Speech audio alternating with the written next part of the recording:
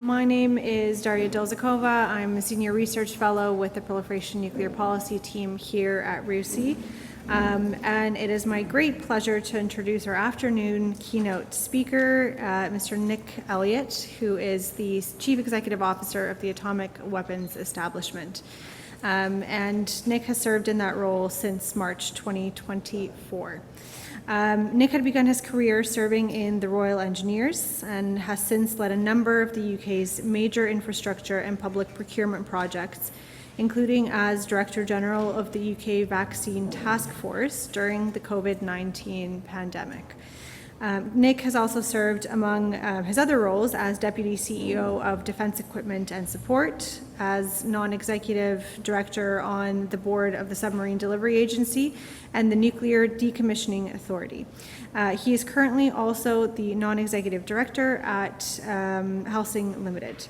I won't spend too much more time going through his very impressive CV because I understand he's going to talk a little bit through his career trajectory as well. So I will leave it there and thank him in advance for making the time to join us, and very much looking forward to his remarks. Nick, the floor is yours.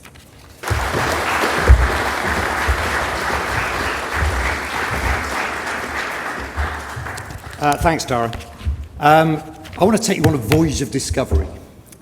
On that voyage of discovery is that I sat next to Darya at dinner last night, and she said, "I've got your slides." I said, "I have slides?" Right, so I'm now going to find out what they are. Hopefully they match with what I'm going to talk about, which is only two things, actually. So the first thing I was asked to talk about was just sort of my career. How have I ended up here at AWE? What's that route been? What sort of advice, challenges, guidance might I provide to a bunch of people, who are starting out at a much earlier stage of their careers to me, who's coming to the end of mine. And then the second thing is just to touch a little bit about AWE, what it's doing, how we're transforming and how we're changing. And I can do that in the context of what you heard from Maddie McTurnan this morning, who's already talked to you about the defence nuclear enterprise and the things happening there. So hopefully that will go into context. You'll hear that my voice is rapidly disappearing, so hopefully it just holds out for the rest of this. But I think today's conference, first of all, I just want to say, well done to you all for being part of this initiative. There could not be a more important time to be discussing the issues that you are, in the current global environment. And I say that not just because of what is happening geopolitically, but also what is happening with our environment, what is happening with the rapid pace of technological change.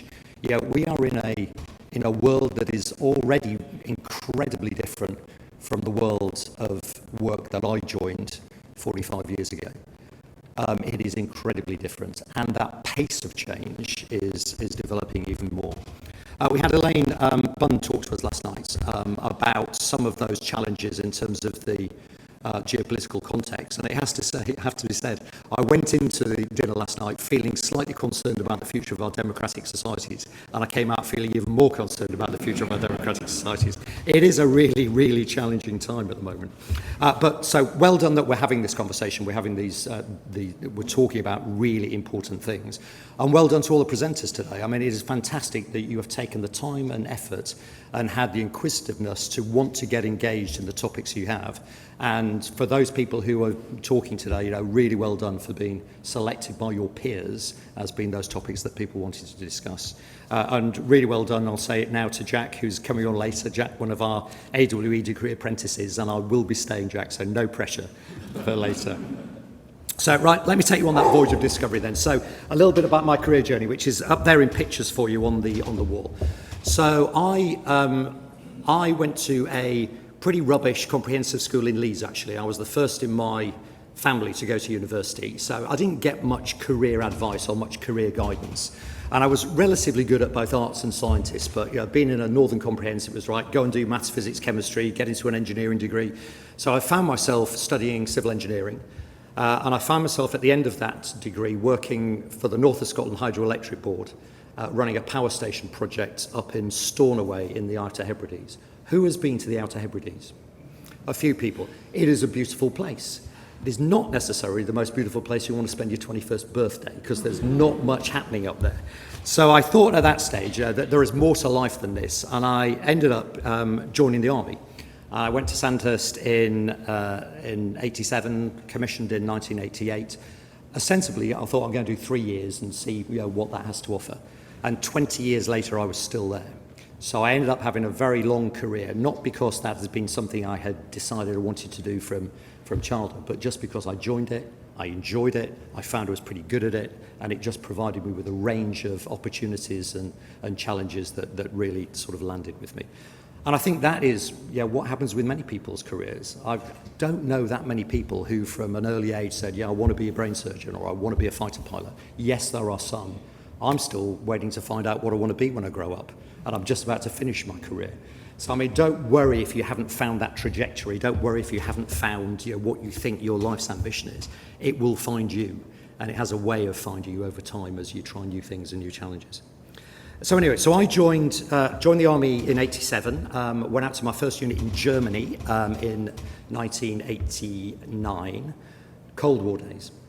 So, quite similar now to the world environment we're feeling today. One of the first things I did was almost as boring as being in the Outer Hebrides, but I went to do a thing called Sight Guard with my troop of 45 soldiers. We went off to guard the US nuclear bases where they stored all of the nuclear warheads for tactical use if the Soviets came over the border. So 2 weeks of sight guard was not the most exciting thing either. At that point I was questioning why I had actually joined the army, but it got better after that. But in those days, Berlin was divided. I was patrolling the Indo-German border with the Soviets, you could see on the other side. It is a world that I thought had gone and had disappeared, and it is now a world that feels like it is rapidly reassembling itself in many ways. I also, in those days, we were still in the UK, we were still engaged in the troubles in Northern Ireland, so I deployed to Northern Ireland. I went to the first Gulf War, where I was in the 1st British Armoured Unit to get into Kuwait City and liberate Kuwait City, which was quite an amazing experience, driving on the top of an armoured vehicle, throwing sweets. There were literally thousands of people running behind us as we went into Kuwait. And then came all of those other things, the interventions that in the UK we got involved in, Bosnia, Kosovo. I ended up commanding a bomb disposal squadron just after 9/11. I worked with the Americans during the invasion of Iraq. I Black Hawked into Baghdad with the Americans. I had the absolute privilege to command a Gurkha combat engineer regiment, so I've got my Queen's Gurkha engineers tie on today. That was just the most amazing privilege to do that. And in my last job, I worked for Nick Carter, the former Chief of the Defence Staff in the Ministry of Defence. And it was great that after working for Nick, who is a really interesting and challenging character who I get on really well with, when I ended up at Helsing some years later, I then employed Nick as an advisor to Helsing, which was a nice turn of events over the years. So my military career lasted until 2007, 20 years.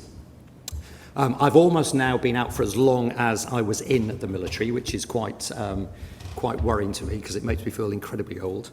And I've done a lot of things since I left. The first thing that I had to ask myself when I left was, what do I want to do? 20 years in the army, you have a lot of different skills and you have a lot of different options and opportunities to deploy those. So I looked at different opportunities, things I could do. I looked at financial services. I was offered a job by Lehman Brothers the year before they disappeared, so luckily I didn't take that. I was offered a job by a couple of big management consultancies, but I was also offered a job going into infrastructure. So I joined Network Rail to go into their infrastructure business. And that is a theme that has sort of cut across all of my career. I've always done jobs I thought I would enjoy, but I've also always done jobs I thought added value. So a really key thing for me is I wanted to work for companies I feel really add something to society and give something, and I can be proud of the purpose of that organisation as well as what I do within it. So that's been a common thing. So I joined Network Rail, I set up their Crossrail business, I became the managing director of their infrastructure business for the South, running a £5 billion portfolio of programmes. They then decided they were going to merge their manufacturing, logistics, supply chain businesses into a big organisation. I became the managing director of that for a few years. And so I thought I'd found my career and was doing what I wanted to do. Then an old friend of mine came knocking who had just been appointed as the Chief Executive of Defence Equipment and Support, and he'd been asked to take it through a massive transformation journey. This is the government organisation which does all of the procurement for all of the military, all of the services. And that was a guy called Tony Douglas, and he said, I need a commercial director, I need somebody with good commercial experience to come and run all of these contracts for us.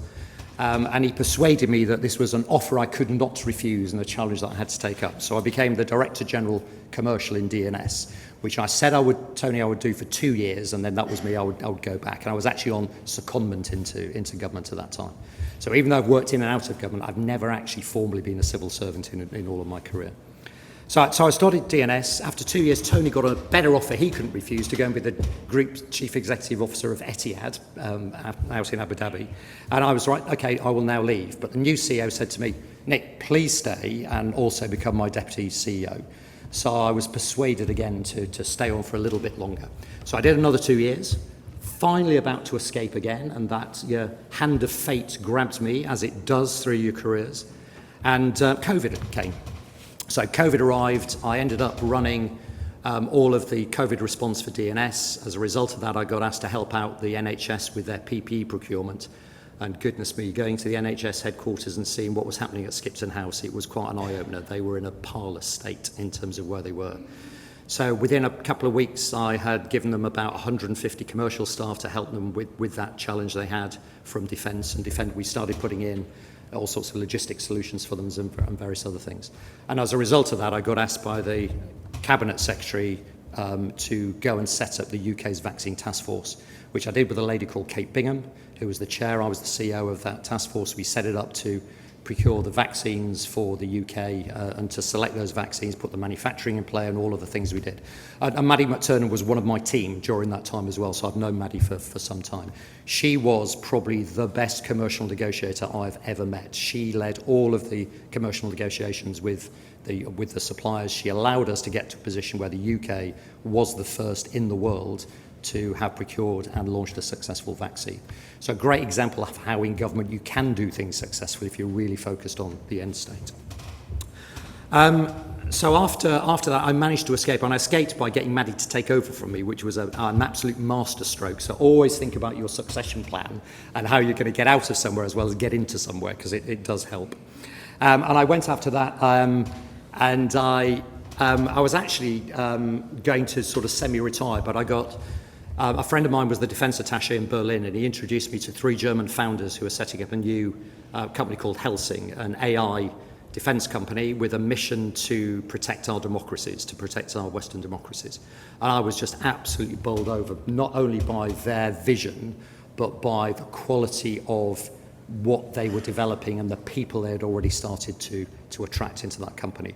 So I agreed to set up the UK business for them. 3 German founders. There was a German business which had just been established. 6 months after that, I set up the UK business. So I went from having in previous jobs, 4, 5, 6,000 people working for me, to being me, setting up an office in London, one person in a startup. And when I then migrated to be the chair of that company, I was CEO when I set it up, chair of that UK business that we had 150 2.5 years later.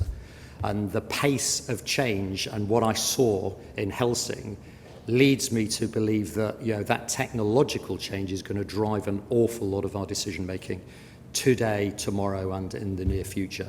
Helsing will be the first European software defence prime, no question, and it's getting close to being that now. And some of the technology it has is quite remarkable. So anyway, I went from there to be the chair of Helsing, and I'd retired. I had a non-executive role with Turner & Townsend, a big global consultancy. I'd had previous non-executive roles in the Nuclear Decommissioning Authority and the Submarine Delivery Agency. I did get the distinction whilst we were in Helsing, though. We were doing so much work in Ukraine that I got personally named on a Russian sanctions list. So I do now carry around my handkerchief, just in case, for that odd doorknob I need to give a quick rub to make sure there's nothing on it. But having sort of semi-retired, Maddie actually persuaded me that there was a need to come back and take AWE on a transformational journey, and would I sort of put my hat in the ring to go and do that. So I got persuaded. I had one last sort of full-time job left in me, and I've come back now to take AWE on that journey, and what a journey it is. Lots of different things, lots of common threads. lots of different types of experience, but the messages I would give in terms of your own careers, if I could, is, be inquisitive. You already are because you're here, but, ask questions, understand what those opportunities are. Keep your options open. Don't prescribe what you're going to do. There's a whole load of choice out there, so keep your options open and try new things. Try new things and take opportunities as they arise and learn from everything you do.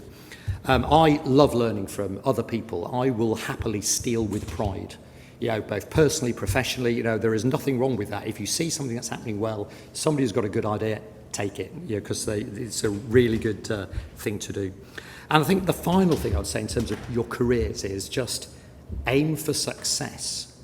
There is loads of absolutely proven evidence to show that if you live your life by trying to avoid failure, if you live your life by not wanting to get sacked in the job you're in or taking the easy option here, you will never achieve the opportunities you could if you focused on success.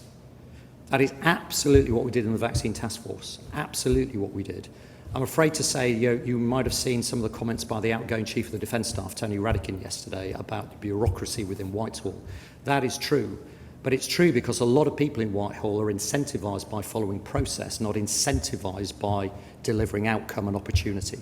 And I think if you focus on outcome, you focus on trying to be successful, you will always achieve more than if you try and focus on the negative and not doing something.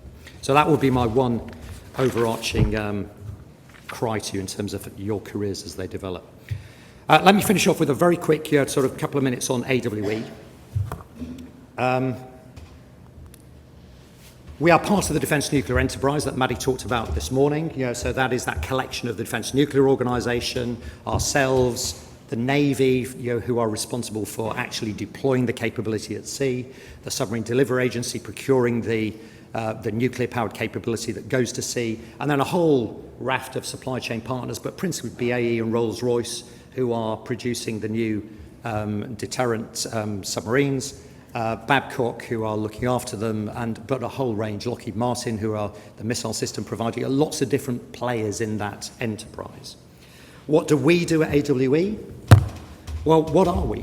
Yeah, it's a really good question. We've been around for a long time, but what are we as a company? Well, we're a science and technology-led manufacturing business. We're not a science business. We are a science and technology-led manufacturing business. But we've also now got a huge infrastructure program as well. We're 75 years old this year, 75 years. And we've had the same purpose throughout that whole 75 years. That purpose is to protect the UK through nuclear science and technology. Yeah, a massively important reason for our existence, and that really cuts across all of our people. All the people who work for us really believe in that purpose, and that's why they want to work for AWE. And we have 4 mission outputs shown there on the screen. We've got to keep the current nuclear deterrent system going, Trident. Trident came into service in '94, so it's already over 30 years old. It was only designed to be 25 years in service, so it's already well over its lifespan. The last UK nuclear test that was conducted before we put Trident into service was in '91, so 3 years before Trident came into service. And the Comprehensive Nuclear Test Ban Treaty came into play in '96. So Trident's come in, we've got a really capable deterrent. It's been incredibly capable for many years, but because of that, we've done nothing else. We've not invested in what comes next. We've not really thought about what we need to do. We've changed the world dynamics in that if we do want something new, we can't test it because we've now got no ability to do that. And yet we've now made a decision, I say yet, we've made a decision to have an independent replacement for Trident called Astrea, the second of our mission outputs. But actually, we've not got the ability to do testing to design that. We haven't got the manufacturing facilities to be able to make it. We haven't got the skills and experience because they withered on the vine over the last 30 years. So we are having to go through a massive recapitalisation programme of AWE, not just the facilities, but also the test and trials capability that we need to be able to do sub-threshold testing, all the testing you need to do right up until the point at which you conduct a full nuclear test, because we need that information and test data to design the new capability. So there's a huge amount going on, including a £20 billion infrastructure programme to build the new facilities we need to manufacture. As As well as Australia, we also have two other things we need to do. We have the nuclear threat reduction capability, which is the border surveillance, seismic monitoring, the intelligence gathering, the counter-terrorism response, working closely with the Home Office, Special Forces, intelligence agencies, etc. A really important part of protecting the UK, which is not the deterrent. And then finally, that fourth mission output was never on our requirements historically over that last 75 years. It is something we have added in the last 2 years because that's the thing we have missed. We have not thought about an enduring national capability. So now we're saying, do you know what, if we need to do something different at any time, if we need to pivot, if we need to have that capability, you can't just start from scratch. You need to have invested in technology to TRL5 levels. You need to have the people and the skills. You need to have the flexibility in your manufacturing facilities to be able to do different things. So how do you invest in having an enduring national capability as well as maintaining a current capability that's got to be doubled in its lifespan, and you've got to keep it safe and secure, build a new capability that you don't have the facilities, people or experience for, and do all of those other things as well. So it is a massive, massive challenge. How are we changing, though, to meet that challenge? Because it is not a challenge we can fail at. The world needs us to succeed. We have to be able to give our democratic governments choice in terms of how they provide the deterrent in this world environment. So we can't fail. So how are we going to do it? So AWE was brought back into government ownership in 4 years ago, in 21. So we are now a non-departmental public body. So we're a PLC. I have a fiduciary board who want to run the company as a board, a PLC, but we're owned by government. We have a single shareholder, which is the Secretary of State for Defence, a single customer who's MADI and the Defence Nuclear Organisation. And that confidence that government has, because they have more ownership of the organisation, has seen a huge level of investment into AWE in order to meet that gap and plug that gap that we have. So I'll give you a few facts and figures. Since 21, our spend has increased significantly. So last year we spent $2 billion, and that was a 65% increase since we came into public ownership. 65% in 3.5 years. That is a huge increase, and this year we're going to spend $2.5 billion, so another increase again. And that's mainly because of that recapitalisation programme, but also investment in people and skills, which is another key component. In terms of the number of people we got, we're now at 9,500. We'd gone down to about 3,000 15 years ago, so a massive increase, and that's a 45% increase since 21. 45%. But we're not just bringing new people in, we're trying to reorganise as well. So we are also changing the organisational structure, and we are saying goodbye to some people because they're not the people that we need in terms of the skills and capabilities they have. So we're bringing you in and increasing, but also trying to get ourselves fit for the future, pollarding ourselves, if you like, so we can grow quickly. So we're changing massively, but how have we done that? How have we recruited all those people? We have rebranded, we've focused on marketing, and we've focused on our academic partnerships, our business partnerships, and our industrial partnerships. So we have incredibly strong academic partnerships. We sponsor 124 PhDs and postdoctorates. We had 500 early careers last year, 200 graduates, 200 apprentices, 100 mid-placement graduates. We hired from 41 different universities last year. So this is not about us going to one single place. It's about having a national network. Our business partnerships, organisations like RUSI and having a partnership here, but also the National Labs Alliance, the Infrastructure Innovation Partnership, the Met Office, Sellafield, the Office for the ODA, the nuclear organisation. Lots of different relationships with different people. But perhaps the most important of all of those has been the industrial partnerships we've created, because we've decided we cannot continue to operate just behind the wire at Aldermaston and Burfield, which are our two main sites. We need to be a national business. We need to be recruiting skills and talent from across the country. We need to be taking things off a nuclear licensed site and developing them where it's easier to do and quicker and more agile to do.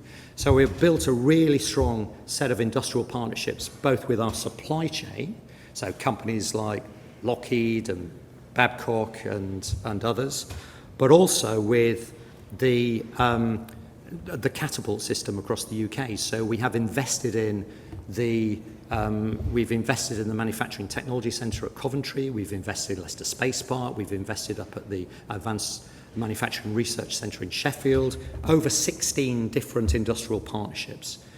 And all of that together, and our absolute continued focus on sort of getting the right people into the organisation, providing them with a career with a meaning, has meant we've been able to achieve that success in terms of attracting people into the business. But we've got to keep going. We've got to do more of it. So I'm delighted we got, Jack joined us a year ago, and he is exactly the type of talent that we want in our organisation. So I'm going to end there. Hopefully I've not, bored you all into submission, but a little bit about me, a little bit about AWE, and in the last few minutes, happy to take any questions now.